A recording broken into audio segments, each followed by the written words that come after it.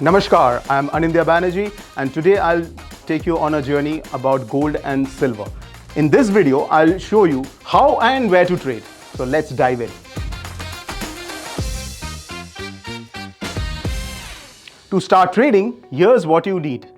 A commodity trading account with your broker.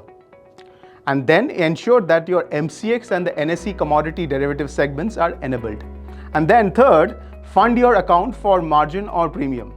And then just log into your trading app, search your contract, in this case, let's say a gold mini futures or a silver micro futures, and then you choose buy or sell. So the typical way how you would trade equity derivatives as well. We are understood where to trade and how to trade. Now let's understand the factors that drive the gold and silver market. Gold and silver are impacted by a few factors. First, let's keep in mind the dollar index. They generally move inversely. If the dollar index is rising, gold and silver tends to do badly. Second is US interest rates and US bond yields. If they are rising, that is negative for gold and silver. Third, inflation. In an inflationary environment in US, it is positive for gold and silver, like it was the case in 2022. Fourth, and this has become a very important factor in over the last 5 years, is that the central bank gold buying. Central banks are diversifying their FX reserves from dollar into gold and silver, and their buying has propelled the gold market higher, and that has become a major factor. Fifth, this is important for silver because silver is both a kind of gold plus as well as an industrial metal, because it is used widely in industries like electrical vehicles, in the solar panels, in electronics.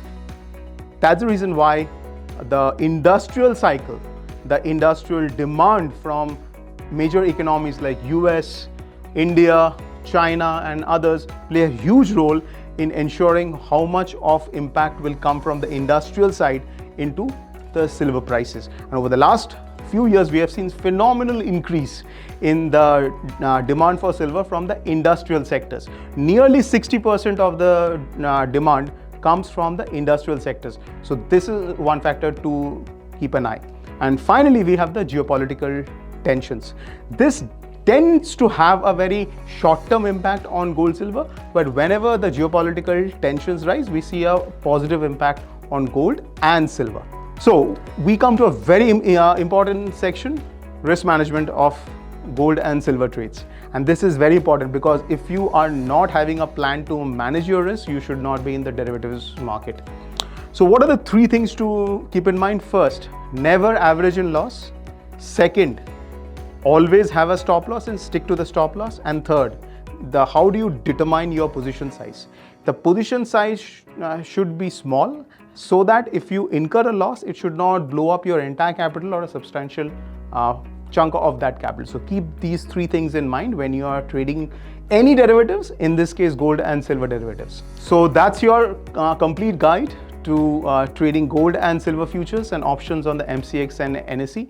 If this helped you understand the market better, give it a like, share it with your trading circle and subscribe to Stockshala for more actionable insights on commodities, currencies and derivatives.